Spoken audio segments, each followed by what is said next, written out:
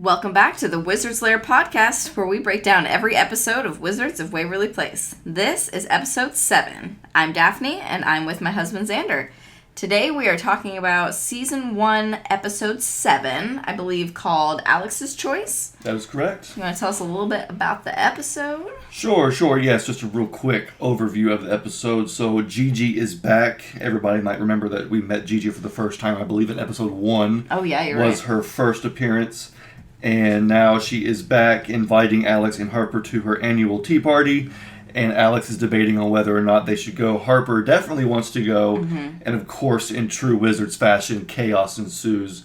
And so we'll see how all this play out. And of course, we also get a classic Justin and Max mess around. That's exactly what I was going to call it. Really? just to make it, official. Yeah, what a great episode. So, yeah, let's dive right in. Yeah, one thing that I, I knew this, obviously, but one thing I didn't really think about is how we didn't get any Jerry at all in this episode, which is unusual for him to not be featured. Did it say where he was at? I feel like it mentioned where he was at, what he was doing, but I can't recall. It must have been a sandwich conference of some kind, something silly like that. I was thinking a sandwich conference as well, but I don't know if it even mentioned. Yeah, I think they just say he's out of town or something. They don't really specify. Yeah, no explanation. That's strange. But yeah, I did miss his presence though in this episode, even though it was a fun one. I love Jerry. I totally agree.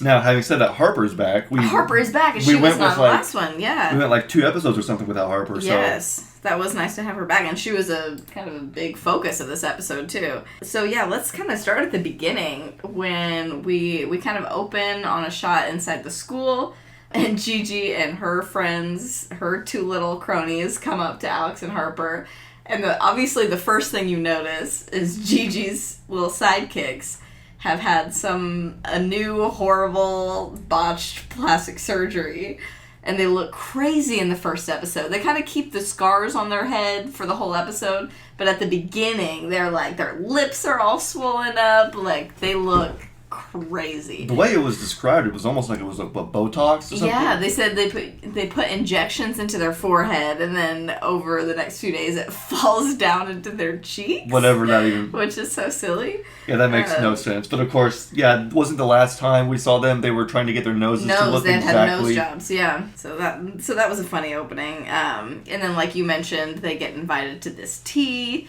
Alex immediately has the feeling that something is off because Gigi's never been nice, ever. And all of a sudden she's wanting to be best friends and put everything behind them. And poor, sweet, naive Harper believes it and wants to be friends with her. But that's kind of the kicking off point of the whole thing. Yeah, it kind of brings into question how you should properly handle a situation like this where somebody that you have really harsh feelings towards, or should you approach it like Harper, where you immediately forgive them and kind of go along with it, or should you be like Alex, where you're kind of skeptical? Yeah, it's tough, but that's a good question. But I think you should always be skeptical when it's that quick of a turnaround, because Alex even says something like, we hate each other and you're so mean, whatever.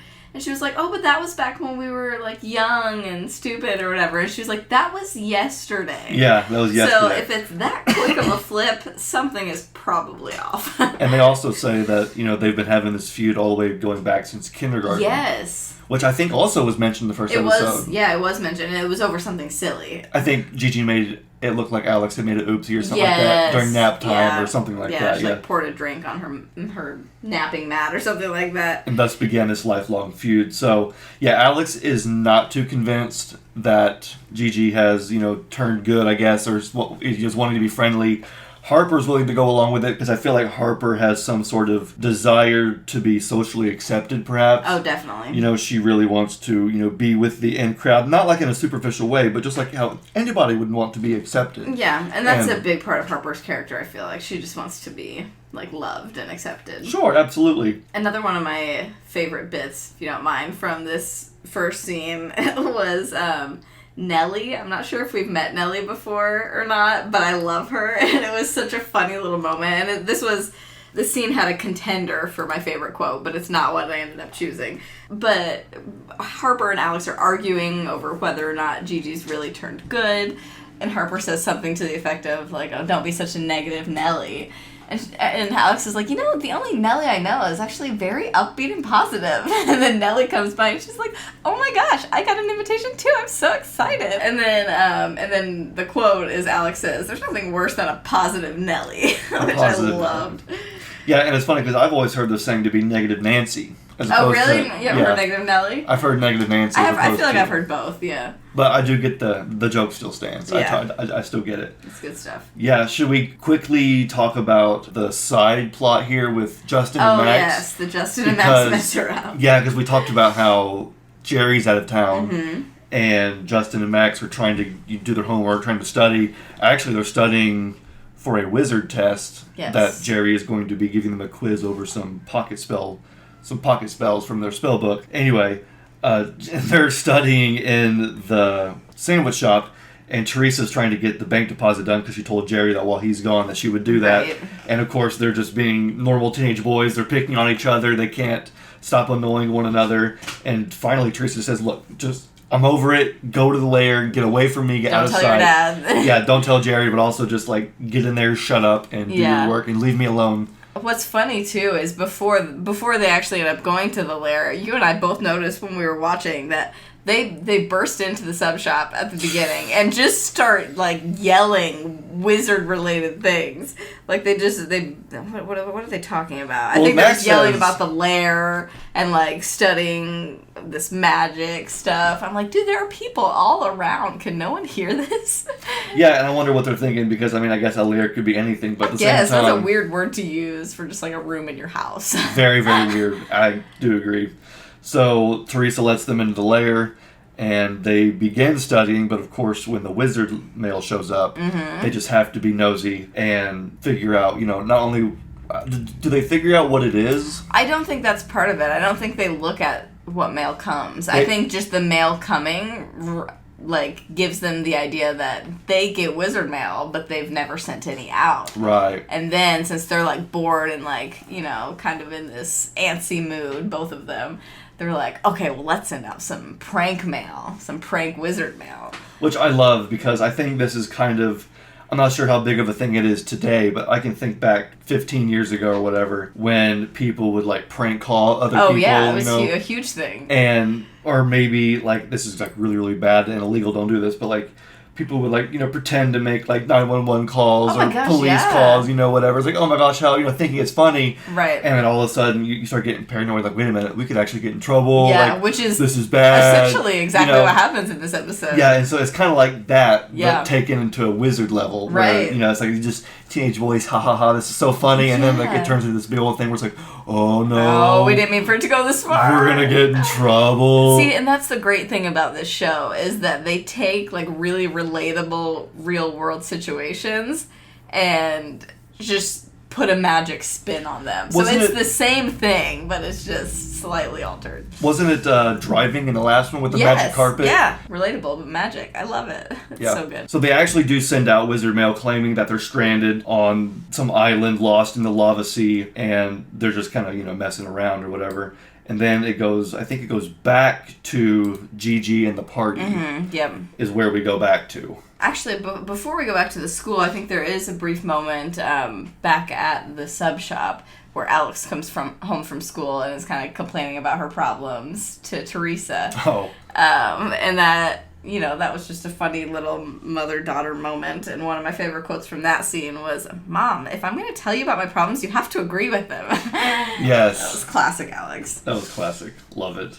But then, yes, back at school, I'm assuming the next day, Harper is still fully planning on going to this party, but Gigi has also, like, invited her to a sleepover, wants her to make her cookies, like, all of this extra stuff, and Alex just knows that something is up, so we get the first spell of this episode, so that she can spy on Gigi and her friends. And what spell is it that she used? She says, she pulls it out from her pocket spell book, actually. So it's a certified spell. And it's, some people are a gem, some people are a rat. To learn who's who, give me the ear of a bat. And so, obviously, her ear turns into the ear of a bat, and she's able to have supersonic hearing and overhear Gigi talking about how it's actually a Biggest Loser party as opposed to a formal sort of like get together in a tea party. It's more of a Big Loser party, and which I think is ridiculous. I hope that's not a real thing.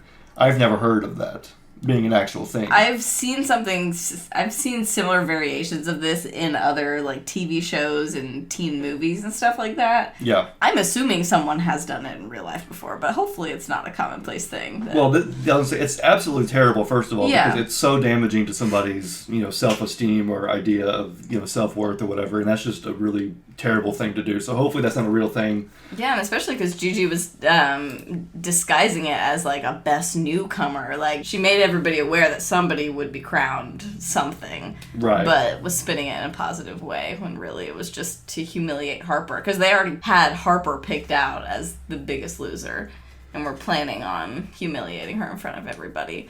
And so Alex tries really hard to convince Harper not to go. She even tells her exactly what she overheard, but Harper just doesn't believe her, thinks she's jealous and just not supportive. So Alex decides to go with her so she can, at least try and protect her in some way.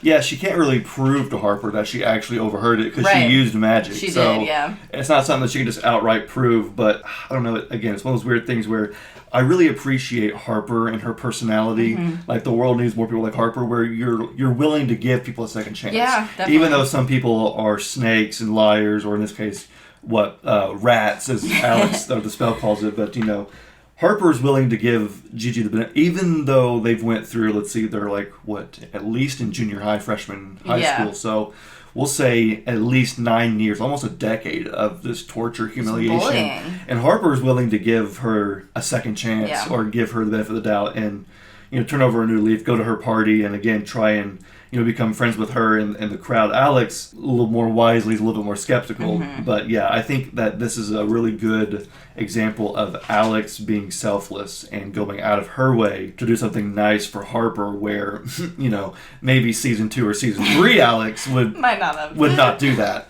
But yeah, no, and so can we just get to the party right now? Because we both pointed out how, of course, all the other girls are wearing, very formal dresses. And Alex's dress is nice too, but it's purple and black. She has the black lace gloves. Yeah, it's the so accessories. punk rock. It's the accessories, because it's a pretty, relatively feminine purple dress. But yeah, she's got the black fishnet glove, arm wrist things, gloves. I don't know what they are, and a million bracelets and all these black necklaces and everything. So yeah, it's tea party clothes, but with a punk rock Alex Russo spin. I love it. In season 1, she's very, at least in some of the earlier episodes, her fashion is very, very punk rock. Yes. Whereas later on, she kind of sways away from that punk rock look, but her attitude is way more punk rock That's than ever. So true. So it's kind of funny how the character stays the same, but also kind of changes. Yeah, that is very true. That's a very good point. The outfits, I mean, even when she is punk rock, it's so Disney Channel.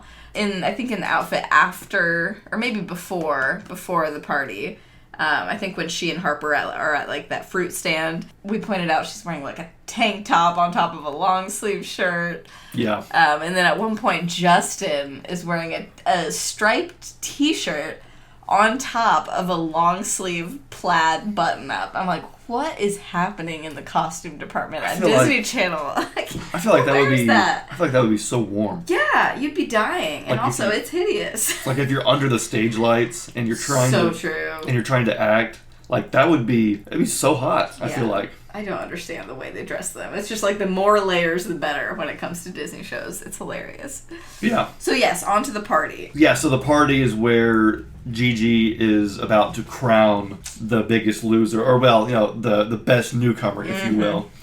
And Alex is trying to get Harper, trying to pull her away, be like, hey, let's, maybe go in the bathroom and look at all the cool stuff in the bathroom and all this stuff. And of course, Harper doesn't want to. She wants to see the best newcomer who's crowned best newcomer. But before the newcomer can be crowned, Alex decides to cast another spell, a truth spell. Again, also pulling it out from her pocket spell book, which is some are evil, some are kind, but now all must speak their mind. which I think is funny because this must be on the same page because both start with the word some. She must have this page bookmarked. That's a very good point. Because she pulls them out very, very quickly. Of course, it's TV, so it could just be that. But Right. she also pulls them out very, very quickly. They both start with the same name, so she must have this page bookmarked for some. That's a good catch that they both start with the word some. It's like it's in alphabetical order or something. Yeah, that dictionary. She's just turned to that one page. That's hilarious. I hadn't even caught that. So this causes everybody to start speaking their mind. Oh, yeah, and and it's hilarious. saying whatever's on their mind. And what does one of Gigi's friends say? Oh, One of them says, "Whenever I clean my ears, I look," Yes. which was so funny. Yeah, but the first one says something about Gigi, doesn't she? Oh no, it's her dress. She hates her dress, so she like rips it off, and she's wearing pajamas underneath. But then they start saying things about Gigi that like she's mean to them and they don't like her, and it just is a mess. And Gigi. Wait, go ahead. No, you go first. I think I should say mine. Well, Gigi even says that she thinks that Nellie should have brought her. She says that's so true. To one of her friends, you brought Nellie, but in reality, Nellie should have brought you.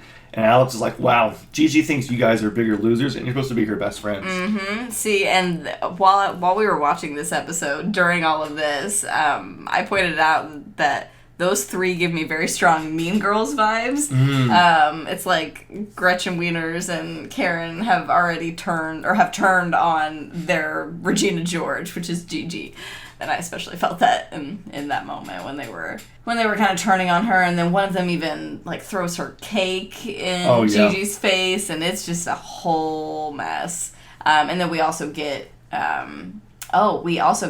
before Gigi's big reveal, Alex from the corner, because obviously she's affected by this spell as well, which I don't think she realized when she cast it, but she just flat out, openly, loudly said, "Hey guys, I'm a wizard." Yeah. And we both just were like, oh my gosh, she just blatantly exposed magic, basically. She just confessed being a wizard. Confessed, maybe not exposed magic, because she could just be lying, but... And we kind of just moved past it, because Harper comes over and she's like, "Did you just say you're a wizard? You think you're a wizard?" And Alex was like, "Oh, but everybody's saying crazy stuff. Let's focus on Gigi." And like, we just completely moved past it. Everybody forgets it. But it's so funny. Yeah. And so then, finally, we go over to Gigi, and Harper finally gets to hear the truth about this gathering that they're at, and Alex makes her admit that it's really a who could bring the biggest loser party, and not just a sweet, innocent little tea party. So Harper finally understands that Alex was trying to protect her that whole time, and, she's her real friend. So that was really cool. But one thing we have not mentioned yet about this whole scene, because we kind of... the superstar? Yes, we kind of wanted to save it for last, is our favorite character actor, Amanda Tepe? Is that her last name? I think so, yes. Amanda. She is in this scene, and it is hilarious. She steals the show anytime she's every time in the scene, and this is no exception. So whether or not, we still don't know, whether or not this character is the same exact character, or whether it's a different character played by the same actress, we don't know. Personally, I like to think that it's the same actress. Me too. Who just, changes same jobs. Character, yeah, same character who has either a lot of jobs or a lot of different jobs. But anyway, so this time around, Amanda is... What would you even call her position? Like a hostess? I guess hostess. She's wearing a fancy tea dress, and she works at this hotel.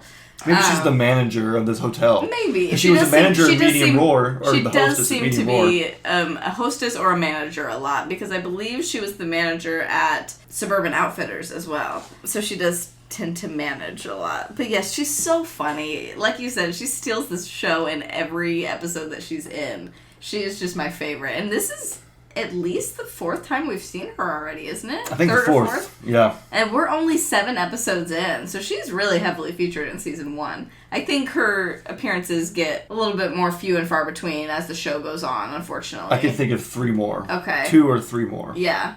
But I had forgotten how often she was in the show in this first season. It's great. But I'm loving it. She's hilarious. We get her swinging from the chandelier. And, like, the effects on that. I mean, you all know that in Disney Channel, you know, they don't have a lot of time for fancy, high-budget VFX and CGI, especially back then, because this was, what year? '07. This was '07, so things were a little different. But, yeah, we were just dying laughing at the effects of them swinging from the chandeliers. First, it's just Amanda, and then at the end of the episode, we get Harper and Alex joining her, which is so funny. It looks like 2D cutouts. Yes, that are literally being hand-tracked. It looks terrible. Across the scene, which, I mean, again, it's quick turnaround, so you gotta do what you gotta do. I mean, that's what happens when it's TV, especially kids' TV. Like, it's not meant to look perfect, and the special effects on the show are not usually of the highest caliber, but that is kind of the charm of it, in my opinion. Oh, yeah. Oh, yeah. So, now that we have kind of covered everything at the party, shall we go back and check in with Justin and Max? Oh, yes, because they're in trouble. They are worried, that there's going to be some repercussions from them sending out the fake, prank mail. And of course there is. And I love how they try to get Teresa to take them to Grandma's. Oh, yeah. Can we go to Grandma's house? And she's like, why would we go to Grandma's? And of course she explains. Now, I want to just kind of put this out here. So, could you imagine for a second being Teresa, okay, who is a mortal, who does not have wizard powers and does not know everything about wizardry and wizard rules and wizard laws and all that?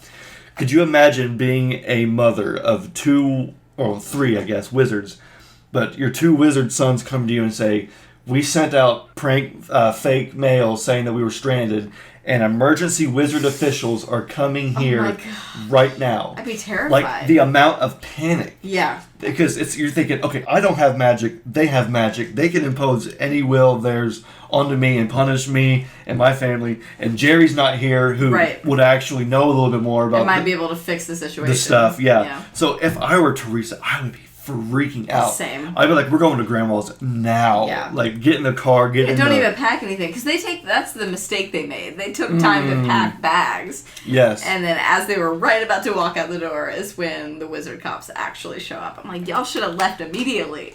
But honestly, they probably would have still found them. I would like to say this real quickly because we're also talking about, Justin and Max and their prank mail, but we also mentioned the visual effects in this. Mm-hmm. I will give the VFX a pass on this one scene where whenever Justin and Max were in the lair and they were talking about whether or not the wizard emergency officials would actually show up or not, and then all of a sudden the wizard supplies started appearing. Oh, yeah. The way that the raft unrolled and then inflated was pretty good. And also, whenever the siren started sounding off, and then there was it said survivors here, and it was a 3D, it was 3D text put in space with an arrow pointing at Justin and Max. And as they ran away and left the lair, the arrow followed them. Yes, that was the best. So it's survivors here, they're over there now, they're over there, and it was following them, and it was... So the way they tracked the 3D text and the arrow in the scene was pretty good. Yeah, it looked really good. It really did. And also just the way that the raft appeared and everything in it materialized. Yeah, that bit was much more impressive than the chandelier. Absolutely. And so, as expected, wizard officials do show up. Yep. 2 of them show up in Men in Black style. I don't know if that was meant to, but I was getting Men in Black vibes. So was sure. I. You're right. So Officer Lamp and Goblin. Yes. And we actually see both of them return in a future episode. Do we? In season 2, they come back. I actually, now that you say that, I do remember seeing the Goblin again. Yes. Yes, the Goblin and Officer Lamp will make a return, but for now they're here to, punish or at least get to the bottom of Justin and Max's little shenanigans here. And so they interrogate each of them individually, which I forgot just how funny that scene was with the interrogation.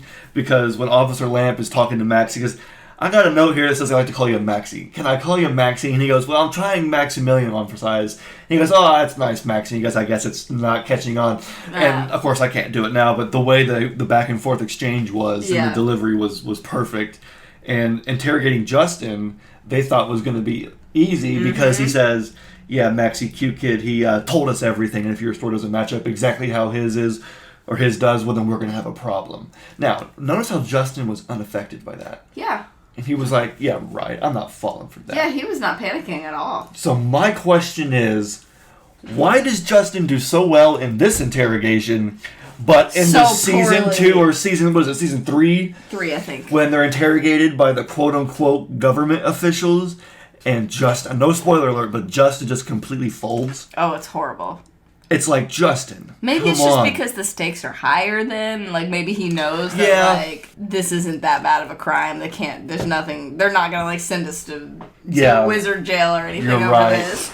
I just But think it is it's funny because he's so cool under pressure in this scene. And Yeah. he's so, like, cocky about it. And then he's just an absolute mess in that later season. Yeah, and they're both, people using classic interrogation techniques to try and get information out of you. So I just found it weird that in this scene, Justin was, totally cool, suave, played it cool, and then later on, he just completely folds and Yeah, that's a really good unloads catch. I wouldn't have thought about that. all the information. And speaking of just folding and unloading all the information, that's exactly what Teresa does. Yeah. Which, again, if you're in Teresa's position, you're in your own living room being interrogated by 2 wizard cops, I guess, is what she probably thinks they are. Yeah. What do you do? She says, okay, it was us. I'm sorry. I let them in the lair because they were annoying me. Blah, blah, blah, blah, blah. It was my fault. They drove me to it. Yep. Yeah. Or, well, no, I think Goblin says, we, us, who was it, lady? And she goes, okay, it was me, but they drove me to it. That's so good. And it's like, yeah, poor mom, just wants to get away. I know, and she was even like, are you going to let me out for the warning? Because I'm immortal and I don't know any better. Which I think they do, right? No. No? They say, well, you live in some kind of fantasy world, and then they but make how him does that perform. They make him perform community service. Yes, you're right, by washing their laundry. Because they're Yes. quote unquote part of the community. Uh-huh. Classic. Yeah, classic. So, which I guess isn't all that bad. No, it definitely could be a lot worse. Oh, and Goblin says, hey, that's my wife's, be careful with that. And it's like a 6-arm shirt or a sweater with 6 arms. By the way, speaking of that, I never, ever noticed that Goblin had 4 legs. Yeah, I don't think I did either before this episode. I never noticed that until I was watching, and for a split second, the first time you see him, it shows the weird CG composited alien legs. And I was like, out of all my years of watching this show and watching every single episode and watching them all just again and again and again, I never noticed that Goblin had 4 legs. Yeah, I mean, it doesn't really focus on them. It doesn't really, go up close on them. You don't mention them either. No, they don't mention it. You just see it in a couple of wide shots. Yeah. But most of the time, you're kind of focused on his face, which is, looks like a goblin really face. good makeup. Yeah. Good horror makeup. Yeah. But I'm pretty sure whenever they come back in episode or season 2, I'm pretty sure when we see them come back, he only has 2 legs. That'll be interesting to see. We'll have to keep an eye out. Yeah, I'm thinking there's a continuity, because that's what made me kind of do a double take, is because I can recall that episode in season 2 at the Wizard Con, whatever they're at. Uh-huh. That one I can recall very well to mind, and I'm pretty sure he only has 2 legs, regular legs, in the black suit that he's wearing, Interesting. So this, I guess, must have been the initial concept was that he would have 4 legs. And then maybe when they came back to it, they're like, that's just too much work. It doesn't make any sense. It serves no part of the story. Right. Who cares? Goblins can have 2 legs. It's fine. Xander won't notice anyway, Yeah. even after 10, 15 years. And they're totally right. I had no idea. But yeah, so that's the end of the episode. But I wanted to make a couple more comments about some of the other things in the episode. One of them is the wizard mail. So we already talked about the 2 spells that are used. The hearing spell and the truth spell.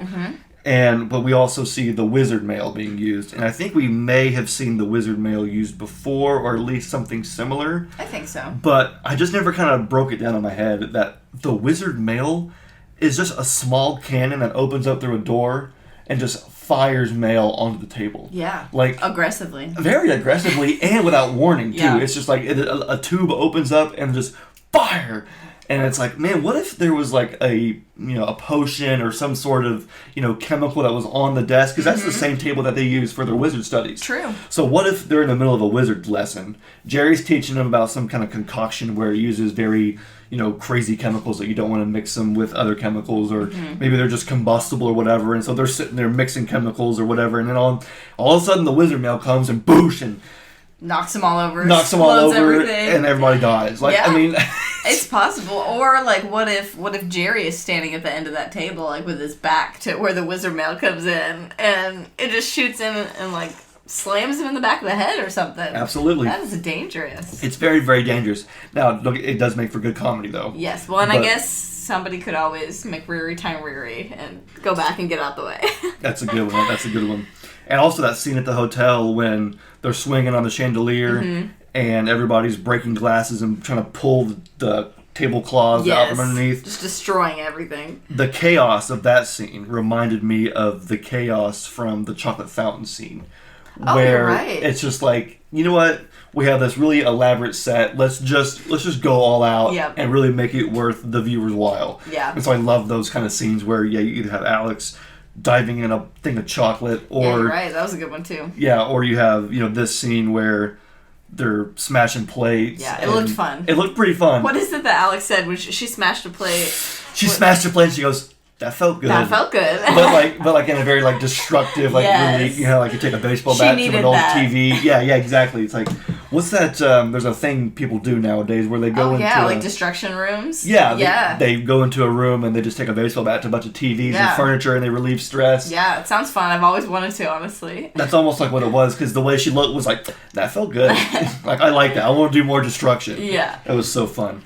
And it's funny because Amanda joins in on a lot of this, and obviously she's the one that swings from the chandelier, and yet while they're swinging at the end, she was like, you guys have to clean this all up and pay for everything you damaged, right?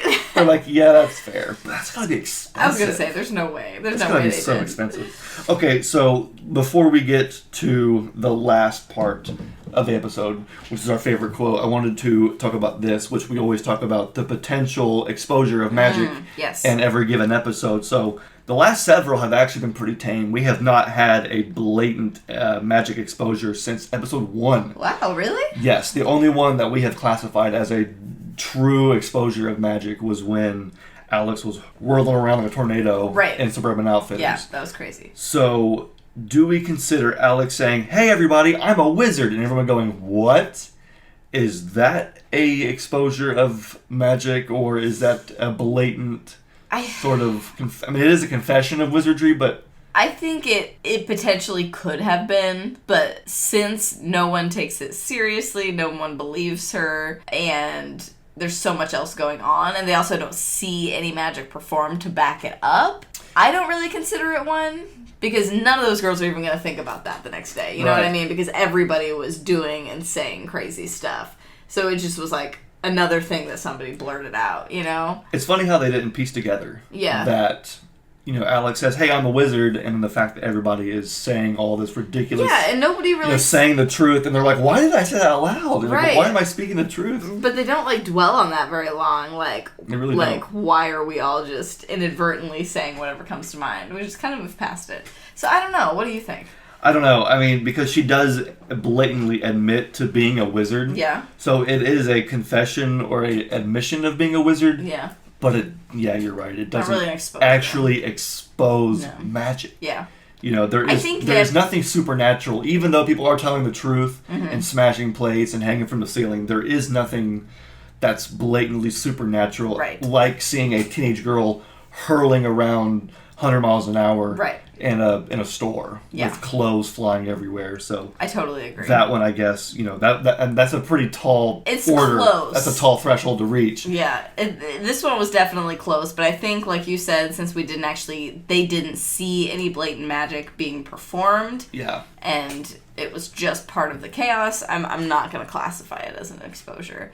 But if anyone had seen her at school, she just did that bat thing. Yeah, it'd be different if somebody saw her ear.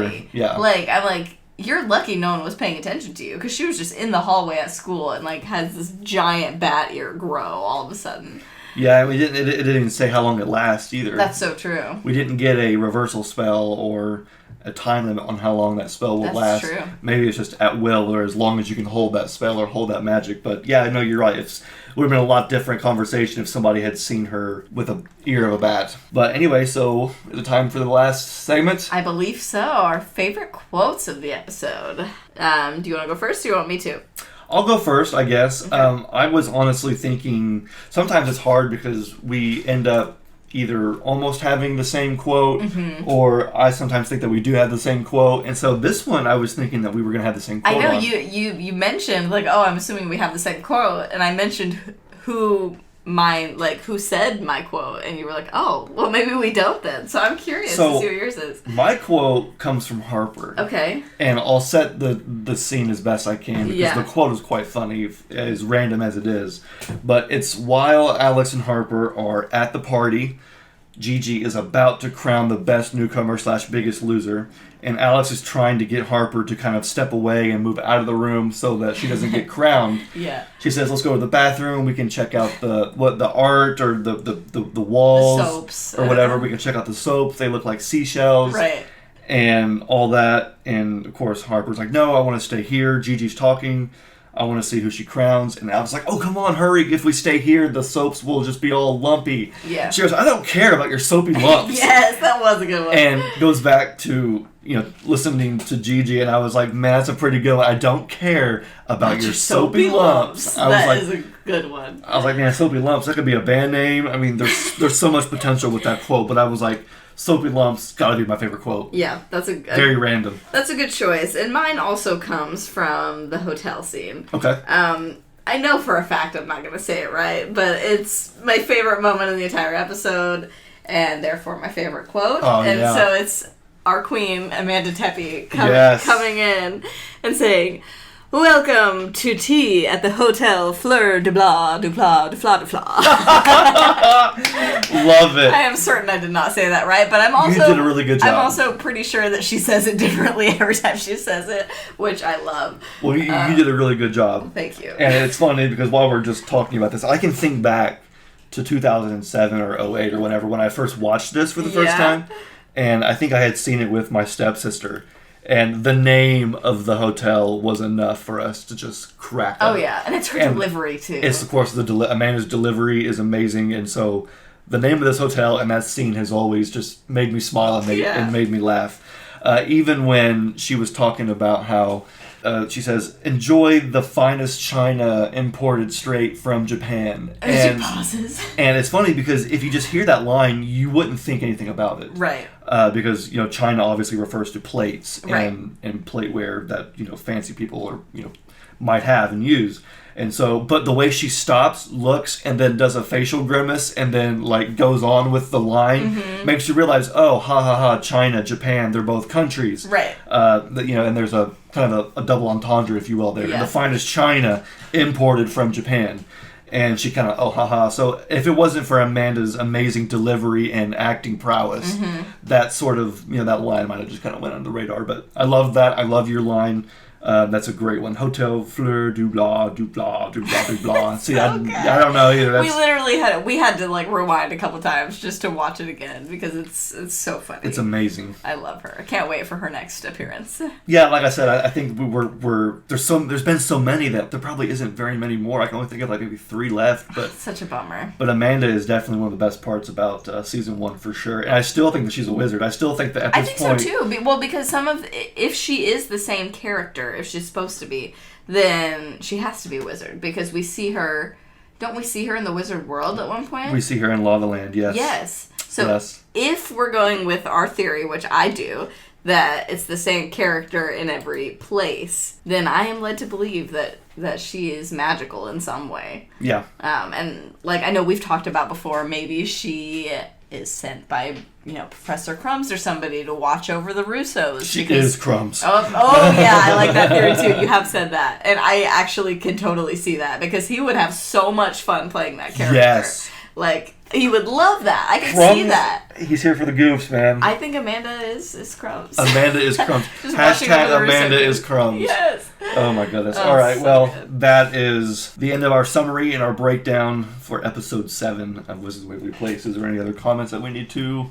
Not really, but let us know your thoughts in the comments if you are watching along with us or if you're just kind of getting your, getting the summary from us because we try and remind you of the plot as best as possible. But I definitely encourage you, if you can, to rewatch along with us because it is so much fun. We've seen the show a million times, but it's so much fun to rewatch and find new stuff every time. So let us know what your favorite quote was from this episode and what you're excited about for the next one. Yeah, and also be sure to follow us on Instagram. You can follow us at the Wizards Lair Podcast on Instagram. And then, subscribe on YouTube. And we will see you on episode 8 of the Wizards Lair Podcast. My name is Xander. My name is Daphne. Have a great day. Yeah.